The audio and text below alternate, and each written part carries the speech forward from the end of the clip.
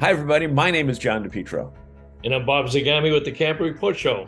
And on this Camp Report Show, we are making another visit to Cleveland radio legend and third-year RVer Jeff Kinsbach. Said that the right way. Jeff Kinsbach and his wife, Patty. They're going to tell us where they've been all around this country in the last year. It's going to be a great interview. Great. I've got a nice interview with Larry Peter, who is the Regional VP of Southern Operations for Campers Inn RV, and he's the man behind their recent activity in NASCAR. He's going to explain the value of NASCAR to campers in and campers in general, because RVers like NASCAR. So from radio to racing, right here. Where, Bob? On the Camper Report Show. Stay with us, everybody. Hey, everybody, welcome back to the news segment of the Camp Report Show. My name is John DePietro. His name is Bob Zagami. And Bob, if you pick up major print publications this week, you're going to find a lot of them talking about the RV industry, more so than normal. And right now, it's RV Moves America Week, which means there's nobody in Elkhart. There's nobody in Forest City. There's nobody down in where Tiffin is made down there in Red Bay, Alabama. They're all in Washington, and they're talking with our representatives. And tell us what they're talking about. Yeah, it's a busy time of year. It's a time when a lot of these executives for the industry go down. There's over 215 that are down there this week. And they bring the message of the RV industry and the economic impact and the value of RVing in terms of getting people outdoors, enjoying recreation. And they make presentations. They hear from economists. They also spend the afternoon branching out and visiting their own state federal representatives and senators to present the package of what the RV industry means to America today. And it's over 2% of the gross domestic product. So it's a large part of the American economy. So they continue to tell the story. And we actually do have a House caucus, a House RV caucus, and a Senate RV caucus, where they keep the activity going. They watch over the bills that are going to be impacting our manufacturers or our campgrounds or outdoor activities. So it's a big week in Washington. It's a big week. Sure. And you say 2% of the gross national product. That doesn't sound like a lot, but when you figure Forest City, Iowa, which is the home of Winnebago, they're one of the top employers there. The Elkhart, Indiana area, without question, the RV industry is the catalyst for the economy of that area. Go down to Red Bay, Alabama, go out to several other areas in the country where RVs are manufactured, and they kind of dominate the local economy. And, it certainly is big. Now, they're in Washington this week, leading up to the big weekend, which is National Go RVing Day. Yeah, this is the second year that Go RVing and RVIA have sponsored this particular event, and it's to bring, again, awareness of the people to the impact of RVs on people's vacation, their social activities, their outdoor activities. And dealers and campgrounds across the country will be having specific things in their own regions, at their own businesses, but they put that blanket umbrella over it so they recognize that the second Saturday in June every year going forward will be National Go RVing Day, and dealers are having special sales, discounts in their parts and accessory store. What tickled your fancy? I'm laughing about this because, last week we did some interviews saying Memorial Day is the start of the camping season. Then we did one a few weeks before. Spring vacation time, the middle of April, is the start of the camping season. So there's at least 3 official starts of the camping season. I think we do it over every month, just in case anybody forgets that they That's so true.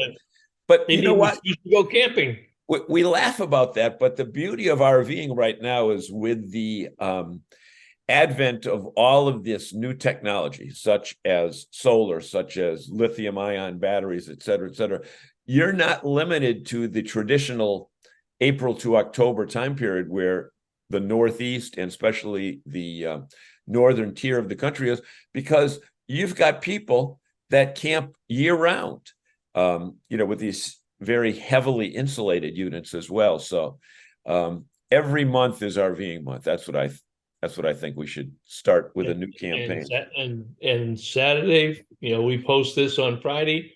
Saturday is National Go RVing Day, so it's a good compliment to what they're doing in Washington this week. Yep. And speaking of the other part of the country, out in Oregon, there's a big event going out called Eclipse Fest. Now, I have read that there's another, I don't know whether it's a solar eclipse or a lunar eclipse or whether the same thing, but there's another one coming later on in the year that everybody in like Wisconsin and Ohio and Michigan can see. I think that's 24, isn't it? I think there's this one in 23, and I think there's another one that follows it in 24. But this one is taking on kind of an organic life of its own. I mean, they're getting sponsors. It's in the middle of October. People are making reservations, and our friend Terry Brousseau at Spot Tonight is actually a sponsor and participating with them for people to get last minute reservations. So they're branching out a little bit into the event space, and they're just not waiting for individuals to call up and try to find a campground, but they're actually becoming sponsors. And I know he's working on another one there also. But this is the third once in a lifetime eclipse that I'll be experiencing. But it's intended to be a major. So I don't know what the difference is between a major and a minor, but I don't know. Yeah. But anyway, you know what? Then there's always some negative economic news, and I'm convinced that everything that the news business looks about is they're looking for that negative part of it to make the headline. And Wall Street Journal has come up with something with, and I just, what I wrote down in my note? Wall Street Journal - negative. They're talking about comparing 20 with 22, and now's the best time to buy an RV, but don't buy an RV because gas prices are going up, and gas prices are going up, but electricity is coming. Electrified vehicle. Talk about that because I don't like talking negative, and I don't like this story. Well, actually, I kind of read into it a different way. I took it a different way. That they point out the facts of where we are as an industry, but they also make note of the fact that the stocks are still going to be a good deal for people, and the industry is still going to be very viable.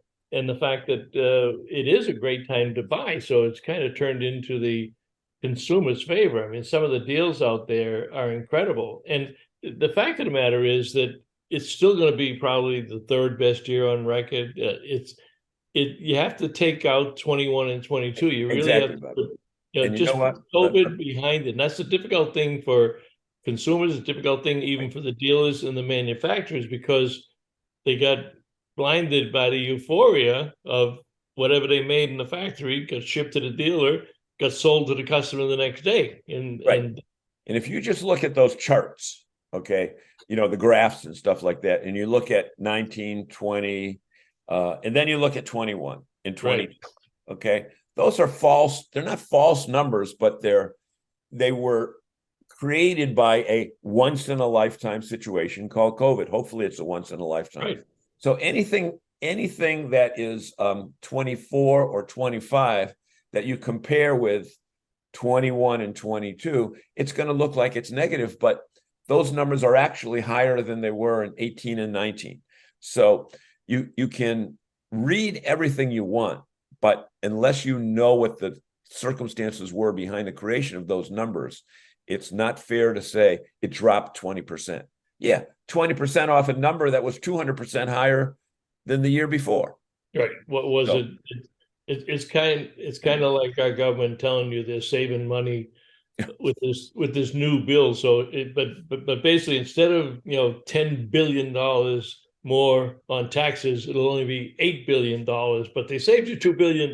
Right, exactly. We're saving $2 billion instead of not having the taxes at all. Yeah, but exactly. But the one thing we do know about the RV industry, it is cyclical. It goes up, it goes down, it goes up, it goes down. So we're in a little bit of a slow patch right now, but we're getting into the summer season. And like I said, the prices, I was at a show down here last weekend, and the dealer, who shall remain nameless, I think every RV in this show was 35% off list price if you were not trading. Yep. And that's everything from big diesel pushers to Winnebago, Views, and Navion. So the pricing for the consumers, it's going to be very hard for consumers to pass up on it at this point in time, especially if they didn't buy during COVID years. Because although we sold a lot of units during those COVID years, they were to new buyers. They were to first-time buyers. So the experienced person was going to say, hey, I'm not buying at that price. I'm going to wait till they go down. Well, guess what? The elevator just hit the bottom. So this is the time to go out and buy. We'll put the link to that article. You can make your own decision as to whether you think it's positive or negative. That article will be down below. And we should say that we source all of our information from where? RV Business and Rick Kessler and Woodall's Campground Management with Ben Quiggle, the only place to go for your RV news and campground news. We want to let you know that you are watching the Camper Report Show, and stay with us, everybody. We've got 2 great features for you.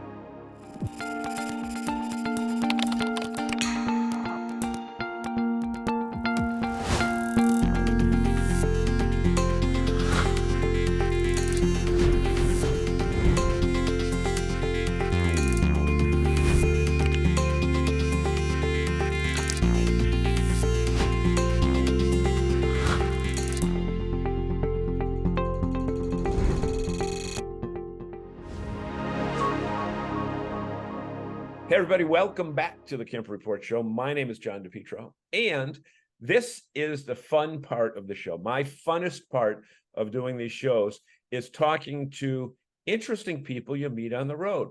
And it's even more interesting when you share the background with some of the people that we bring on as guests. And tonight we have a special repeat performance, an encore presentation, as they would say. Not a repeat, and not an encore, but another new episode with Patty and Jeff Kinsbach. Yes. And I know I got it right this time. You did. Last time I called you Kinsbach, and I didn't have the proper accent de vous. Yeah. And they were on with us last summer, right around the end of July. And I have been following their Facebook and Instagram travels throughout the year. And I said, we got to get them back on because you know what? This is 3 years on the road with you guys now? Oh, yeah. 2.5. Yeah, 2.5, but we're going to almost 3 years. Yeah, 3 in October. Yep. And 2 things that are very important about that. Number 1, it's been 2.5 years. And number 2, you're still talking to each other. Yeah. So Patty got more of a kick out of that than you, Jeff. Oh, yeah. John. In the meantime, give us your 30-second elevator pitch. Then we'll get into what you all been doing. Oh, well, I'll tell you, first of all, thank you for having us on again. Yes, thank you very much. It's a pleasure to be on your program. And of course, we are rocking the RVlife.com. Mm-hmm. You can find us on Instagram. We're on Twitter and Facebook, Jeff Kinsbach. So, and we literally decided to retire, sell the house, and just travel and see everything that we never had a chance to see. And I thought maybe it would last a month. We're going on 3 years. Yeah.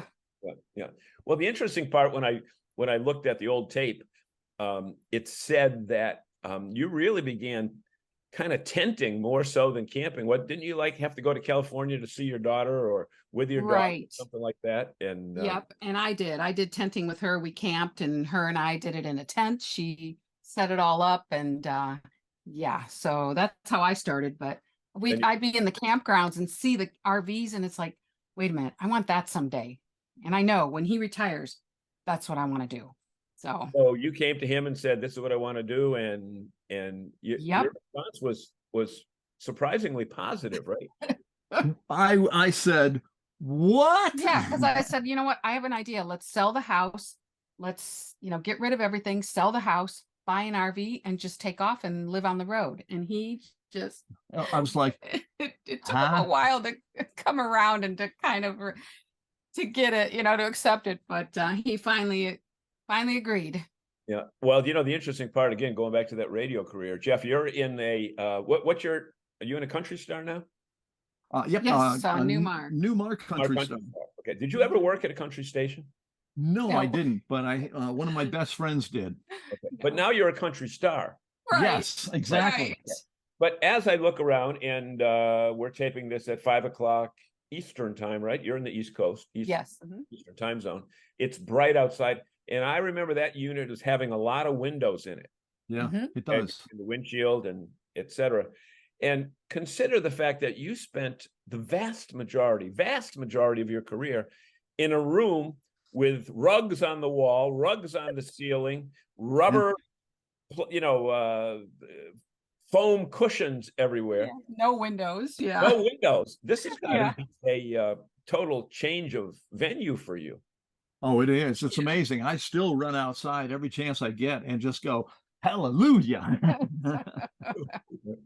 And then you run back in and say to the people outside, we'll be back with more right after this. Right after this word from our sponsor. Who are paying our bills.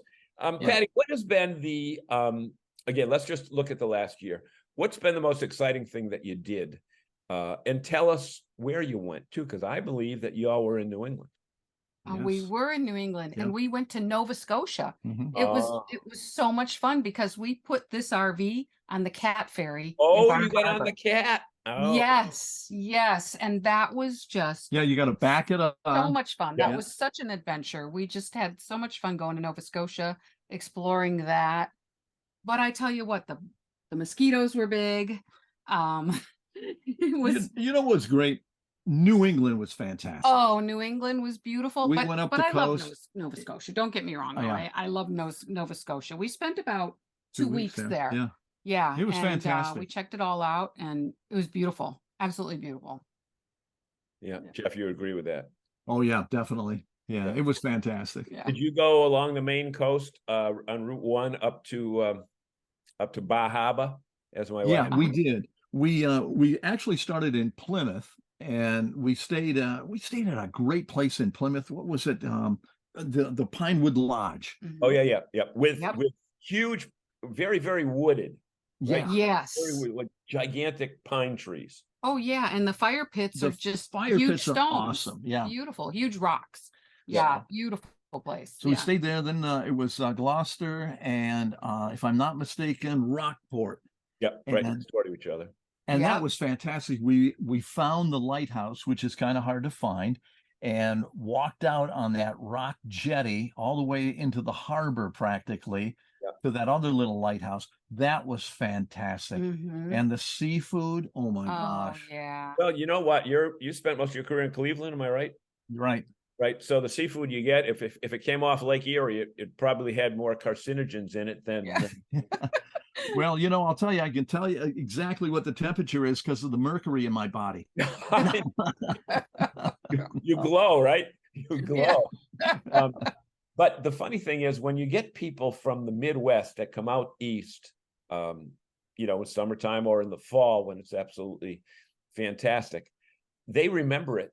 And us New Englanders kind of take it for granted. It's kind of, New Yorkers don't walk, they don't go up the Empire State Building or anything, and Bostonians don't walk the Freedom Trail, but outsiders come in and do that. Did you drive right through Boston, through the tunnels when you were heading? No, from- No, we went around. Yeah, we went around. Yeah. Yep, not a good thing to do. Whatever. So, what are your plans for the coming months? Well, I'll tell you, we're going to be in Northeast Ohio for about a month or two. We've got a couple of shows that we're going to be doing at the Music Box Supper Club In Cleveland. in Cleveland. Mhm. And then we're planning to hit the north, go across the north. We'd like to see Theodore Roosevelt National Park, Glacier, all sorts of points in between, probably hit Badlands again, and parts of North and South Dakota, Montana, Idaho, and do the whole Pacific Northwest. Okay. Yeah, we have. Within the U.S., Yeah, Mhm. not go up into Canada and then, right. so we- I have friends that said, try to hit the Calgary Stampede. I don't know if you've ever been there, but I know it's in early July, Mhm. Oh. which if you have an interest in that, I'll hook you up with my Canadian tourism people. That's a good idea because we also want to go to Banff real bad. Yeah. Okay. Yeah. And, that whole area is fantastic. Yeah. Our daughter is moving to Seattle, so we're Yeah. going to Oh. eventually visit her. Yes. So we're kind of making our way there, but we're going to just take Right. our time. Yeah. Yep. And then tomorrow I'm talking with the people from British Columbia Camping and Tourism Bureau. So if you want to do anything out there, because it's hard for me to get from Boston to Vancouver, to do a weekend thing. But if you go out there, we'll hook you up, and you do some sightseeing as a porter. Uh-huh. And there are some financial benefits to that, if you know what I'm talking about. Right. But Well, we'd love to do that. Yeah. Yep. So you're going to go north and then hang out till the fall, then Mhm. Yeah. south to California, or Yeah, what? we'll eventually find our way down the coast. We want to. Well, no, because I want to go to Lake Tahoe. We have not been there yet. Ah, Yeah. We okay. want to make our way down that way, down to Lake Tahoe and then Mammoth. Yep, that's kind of what I'm thinking. We don't have the route mapped yet, but that's kind of our thought right now. Now, it sounds like you are national park aficionados. Yeah, we like the national parks. Mhm. They can be crowded at times. We were just recently in Arches and we went early. It was no problem getting the reservation to get in because they release them like the night before. And we absolutely had a great time. It was wonderful. But some of them can be really crowded and you've got to be able to work around that. Mm-hmm. So you got into it just before, wait a minute, 3 years. So what's it now? 23? So Yeah, 23. you got in just right around in the beginning of COVID? It was it was October of 2020. Right. So Okay. So it was starting to go real strong then. yeah. Mhm. Everybody was avoiding each other and Yeah. Right. So you've probably bumped into a lot of people that were rookies like yourselves at the time. yeah. Mhm. But all the studies showed that all the the negative people said that, in a couple of years or next year, these people, when we come out of COVID, they're going to sell it and you'll be able to buy one, real cheap, which Yeah. didn't turn No. out to be the case at all. When you look back, you say, I can't believe it's been this much amount of time. Oh yeah. Yeah, definitely. Yeah. The time goes by so fast. Mhm. And if somebody would have told me, you're going to be doing this 3 years later, I would have said, what, really? And then it's like that fast. Yeah. Yep. Yeah. Oh yeah. And you're on your third RV. Yes. Yep. Third RV. We Third. we waded into this and got a used Class A. It was a Fleetwood Flare. Right. To start with our first Right. one. And Yep. then we realized that we liked doing this, Mhm. and we bought a new Baystar Yep. from Newmar. Mhm. Newmar, yeah. Yeah. And then Then we realized we needed something a little bigger Yeah. and a washer and dryer. Mhm. So we decided to go with the diesel. and the Country Star. Yep. Mm-hmm. But you're really So- roughing it. Oh, yeah, Yeah. right. Yeah. We're Got your- suffering. Washer, dryer, you got what, 2 or 3 air conditioners, you got probably a satellite. What, you got an outdoor TV that's probably 30 inches Oh big. yeah. Oh right? yeah. We have 2 bathrooms. Oh, 1.5 or 2? Yes. One and a yeah. half. Okay. Bath and a half. Mm-hmm. Yeah. Have you been Oh to, yeah. King size bed. I mean, yeah. have you been to Napanee? Separate. Yes. Yes. Yes. We just came from there. Yeah. Oh, As a okay. matter of fact, yeah. We our warranty had expired, but they were really great. They worked with us and said, "Hey, I'll tell you what, we'll extend it a few weeks until you can get here." Yeah. And it was our last shot at getting everything done warranty wise, and it was Yeah. pretty minor stuff. Yeah. But at the same time, it needed to be done, and they were great. They were really wonderful to work with. We had a great technician. Yep. Yeah. And Newmar is owned by Winnebago now. They're part of the Winnebago. Yep. Yeah, Mhm. right. And one of the things that I noticed when I was out there is that the employee parking lot is mostly bicycles. Oh Yes, yes. Oh, a lot of Amish. Uh-huh. All the Amish work there. And I'll tell you, there Oh. are some fantastic restaurants. Oh, yeah. Right. And if you Right. if you love pie, oh my gosh. Right. And shoe fly pie and all Yeah. that stuff. Yeah. So So do you have a Newmar? Do you have a no, I don't. I have a Winnebago product, but I've done a lot of work with Newmar and Okay. know the people that run the operation. Mhm. But they just put together, I mean, I don't want you to turn your camera around because it's probably stationary, but just a handcrafting of the cabinets. Oh yeah. they make all the cabinets there. These are not kind that they bring in from from another source where they're all, put together, and just the fit and finish of everything. So you have moved up as far as quality is concerned. And Oh, yeah. it sounds like, as we wind down this segment, because I'm already over time, it sounds like you're in it for the long haul, at least for a couple more years. Yeah, could Yeah. be. Yeah. As long as our health Well, holds out, Yep. so Right. That's that's exactly it. what we figure. Mm-hmm. Health, do it while you're healthy. What would you Yeah. say to as our closing question, what would you say to people that are on the fence about RVing, and they're either getting close to retirement, or they just got that freedom, about the necessity to do it now, as opposed to put it off. Well, I'll tell you, John, every day our lives get shorter. That's the bottom line. And we're in that gray area. And, if you're not sure, go and rent a van, rent a Class C, Just to try it out. whatever, rent until you find something that, what, I like doing this. I just haven't found what I really like. Rent until you find what you really like, and then, pull the trigger. And then when you rent and you go to the campgrounds and talk to people and see what they have and what they like, and learn that way too. I think that would be a good way to figure out what you really want to do, if you want to keep doing it, and what to buy. So Great. Hey, how can people find out about your travels? RockingTheRVLife.com. Rocking with a G. Uh-huh. Oh, with a G. Okay, not Yes. rocking. Right. Rocking with a G. RV And- Life. Yep. And we have rockingthervlife.com, or on Instagram, Rocking the RV Life. Mhm. We also write for the Cleveland Plain Dealer newspaper. We're in the Sunday print edition once a month, and you can find us at cleveland.com by just searching for Jeff and Patty. Radio people that know how to write. Yeah. That's the key. And you have to spell, not just phonetically, like when you're doing commercials. Right. Yep. Hey, always a pleasure. Oh, it's great. You know what? Stay in touch. Maybe we'll run into you. We're heading out that way end of June, heading out to Wisconsin, and then we're going north and then east and coming back through Ontario, and then Quebec, and then back to New England. So That'll be fantastic. Wow. Let us know if you're coming through Ohio. we will be coming through Ohio, because we have to. We're heading to Wisconsin Wow. Dells, because the Ah. granddaughter has searched out that place as the water park capital of. Oh, yeah.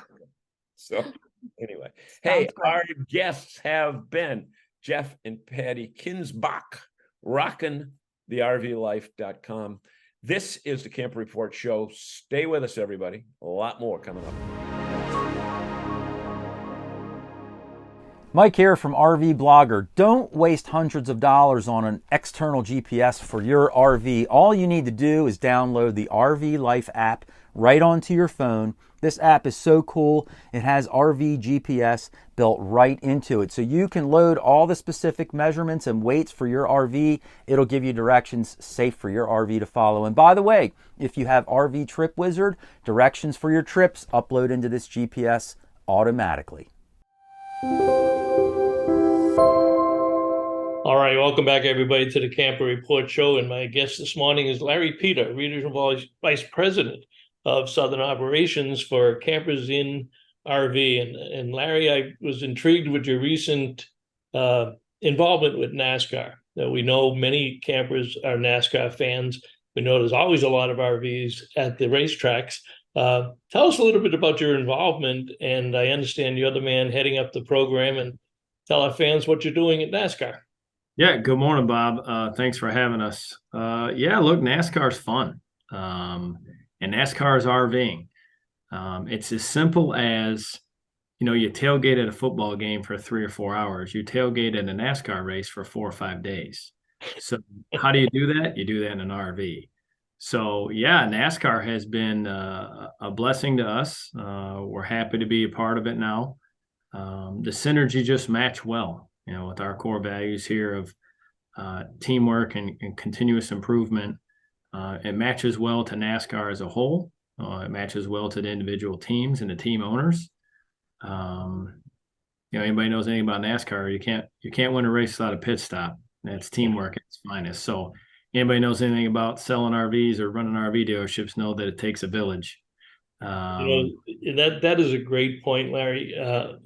Because I'm an avid NASCAR fan. I wrote several articles years ago when I was writing for RV News magazine, and people would say, "What about NASCAR? They just run around the track and that's it." And I said, if you were to study the business of NASCAR, and if you were to study the engagement of the team, nobody goes across that finish line without an incredible team behind you. Same as a sales rep on the lot selling a motorhome for a NASCAR fan going to the tracks. It's the people behind them. It's the team. And that's what I loved most about it, was the accomplishment of the team toward a common goal. And whether that's an RV dealership or NASCAR, you're right. Those two are as closely aligned as any business principles we have. Yeah, it very much resonates. There's a lot of parallels to our business and how NASCAR runs. There's an old adage that the fastest car never wins the race. And it's the most efficient car that wins the race. And that's not just pit stops, but that's fuel strategy. There's a whole testing, practice. There's all kind of things that go into it. It's no different than our RV matchmakers on a sales floor, right? If they rush through the process, they generally don't get to the end result that everybody's looking for. Yep. If they slow down and actually take their time and be efficient, we find a happy win-win for both us and the client. Explain a little bit more about the matchmaker concept, because I've known the Campers Inn family and the Hirsch family almost 50 years now. I understand what a matchmaker is, but for those people watching the show, our consumer fans, explain why the RV matchmaker is an important title at Campers Inn. Yeah, so we don't look at our people as being salespeople. We're trying to bring you into a lifestyle that obviously our clients are very interested in, whether it's family rooted or sports rooted. We have a lot of clients that travel with their kids through college or travel sports, whether it's travel hockey, travel baseball. Our matchmakers are there to align your wants and needs with a product that would fit those wants and needs inside your budget. That's why we call them matchmakers. We're gather information. We want to sit down and understand the process that you're going through in your mind as a consumer. How many people are you going to sleep? What's an average camping trip look like to you? If you're a first-time camper, what are your dreams and aspirations when it comes to the RV lifestyle? Where are you going to go? Right? Are you going out west? Are you going into Canada? We want to identify all that information and then allow us as professionals to make a very educated decision using that data on what vehicles would fit your wants and needs. Obviously, we're very conscious of people's budgets. That's the biggest part of this. We surely don't want people to be camper poor. And also, as you've known through the years, these stores have gotten bigger and bigger and bigger. And it's kind of hard when you go out there and there's 200-300 RVs to try to walk through and remember which one you like, which one you don't like, which part of it you liked or didn't like, right? So we try to get all the information we can through the interview process and in the very beginning. That way we minimize and become efficient outside. Like down here in Florida, it's hot. Nobody wants me on a blacktop for 2 hours just wandering around, aimlessly looking for something that, somebody aesthetically likes. So that's why we call matchmakers. They're not salespeople. They're not car sales guys in the end. Not that I'm knocking on car sales guys, but it's just a different process. And we want the process to be enjoyable. You're here because you want to. The RV adage is nobody walks through our front door because their lease is up, right? So people are trying to come into the lifestyle, whether it's with their family, their kids, their pets. And we want to make sure that we put them in a comfortable position leaving our store in the right RV for them. Well, it's a great philosophy because there is a lot to learn about RVs, especially when you look over the COVID period where half of our buyers were first-time buyers. And we know from historical purposes that many of these people bought the wrong RV, whether it was because they didn't have the right one on the lot or because they didn't understand RVing, and then they get out there to do it. So the pre-qualification is really critical, and a lot of people they don't do it. They don't sit them down and have that conversation before, for all the reasons that you said. There's all of these units out there, and when I do seminars and I explain to people, we're very fortunate in the RV industry that we have everything from a pop-up to a $2.5 million, $3 million conversion bus. But within each of the product categories, we have an entry-level product, we have a mid-range product, we have a luxury product. So when you lay that out on the matrix, it's insane to think that some consumer is going to be able to understand every block on that chart. But by having the conversation, you narrow it down, and you have a much better chance of having a very satisfied customer right out the gate that becomes a customer for life. Agreed. And that's honestly, it's the exact same scenario playing out in NASCAR right now, right? We've sold and been able to do business in NASCAR with the very high-end luxury lines, all the way down to the fold-down pop-up lines. Every demographic, every segment, every price point can be covered through NASCAR. And that's what's been exciting to us is to be able to go on this journey with them. Not just on the top of the line. We're not just talking about the driver owner lot. We're talking about the campground inside the tracks. Right. If you've never been to the infield of Talladega or Daytona, it's just as wild as a Kentucky Derby, if not more, since it's 5 days long. To everybody camping outside of the tracks, Loudon up there in New Hampshire. The hills are filled with campers. You go to Pocono, the Pocono Mountains are filled with campers on NASCAR weekends. And that's our people. And those people, even though they've camped and understand it, there's always new innovation and new technology coming into the RV space. And our matchmakers, we're very proud of the training that they do, both at the manufacturer level and at the store level, to make sure we keep our clients up to date on those new innovation that comes out every year, it feels like. Larry, talk about your engagement at all three levels. I know everybody at Campers Inn was cheering a couple of Saturdays ago when Ben Rhodes drove the Campers Inn RV truck right into Victory Lane. But talk about the trucks, the Xfinity and the Cup Series, and how deeply involved you are. Yeah, so that was a special moment. To see that orange and white truck pull into Victory Lane there in Charlotte was a glorious day for us. Look, we really got into the NASCAR market due to service. We had an opportunity to provide service for a team owner in a last minute kind of situation they were in where they needed to get somewhere in a hurry, and we were able to provide what I call 5-star service and get them moving again, and it opened some doors for us. So at this point now we're covered in all three series, starting at the top with Kevin Harvick Inc. and Colleague Racing in the Cup Series, down to the Xfinity Series with Colleague Racing, and then through Thor Sport, through the Truck Series. So that encompasses about 7 drivers at this point.